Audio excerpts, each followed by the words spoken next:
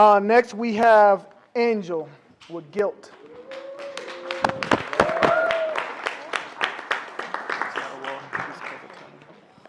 Oh man. Well, good evening, everybody. Bunch of beautiful faces this evening. Today's topic is going to be guilt, of course. So, you guys all know what guilt means? Or actually say guilt with me. Guilt. Do you see how powerful that word is alone? How it makes you feel? Guilt is a cognitive and emotional experience that occurs when somebody experiences, they have compromised their own standard of conduct or violated universal moral standard and bear significant responsibility for it. So as the only child in the first generation, I grew up with just my mother. I had to learn at a young age on how to be a woman, how to take care of myself, how to speak up for myself, and that I couldn't really take responsibility. So I acted out. I didn't really understand why I acted out until I had an experience where I realized that my innocence was taken from me at a young age. So, guilt. Now that we know what guilt is, being a child when your parents held you to high standards,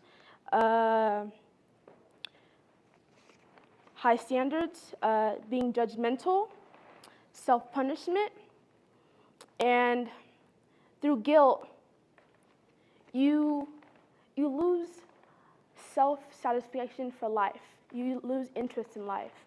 You're decreasing your productivity.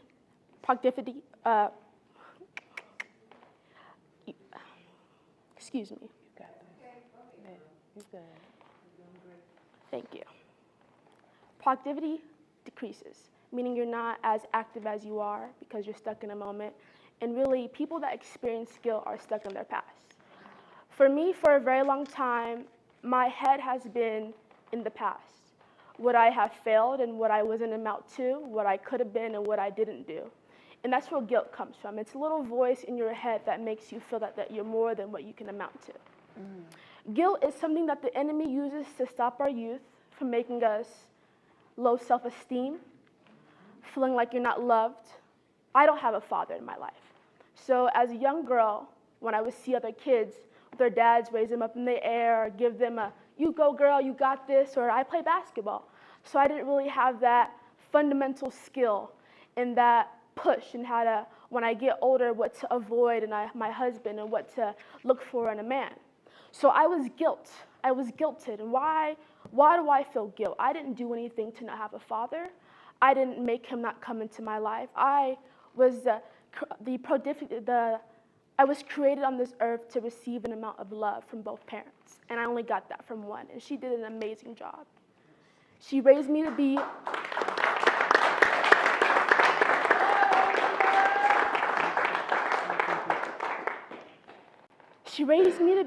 the strong woman that looks in the mirror and know that I am angel, and know that I am blessed, and that I am marvelous.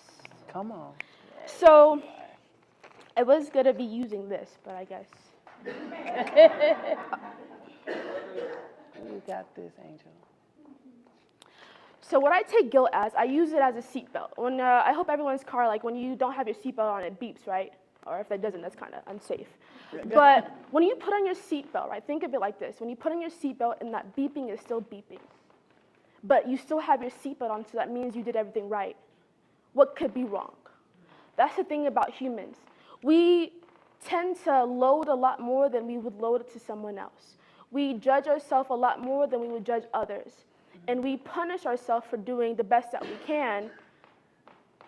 And when that comes, it comes guilt. Guilt is something that can be at any age. Any age. You can be 3 years old. Your mom can say, hey, you didn't do the dishes, and you feel guilty for not doing the dishes. And what I'm trying to say here today is that in this life, be you. Don't amount to something that you cannot be. Do take one step at a time. And through your lessons, learn from your lessons. Don't be ignorant. Don't think that you know everything because you learned something from anybody. The wise can teach the young, and the young can teach the wise. Come on. So what I learned from Dr. Joyce Myers is that King David was in appalled posture because he had a sinful life, yes, but he did more good than he did wrong. So if you can live your life by being nice to others, just being love, sharing love, being courageous, pushing yourself to the best that you possibly can, you will amount to who you are supposed to amount to.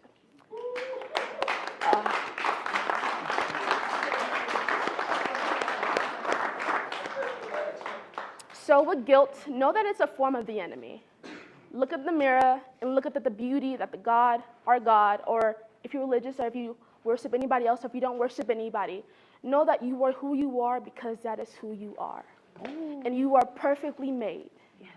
And you shine a light into anybody. Like I said, we teach everybody something, right?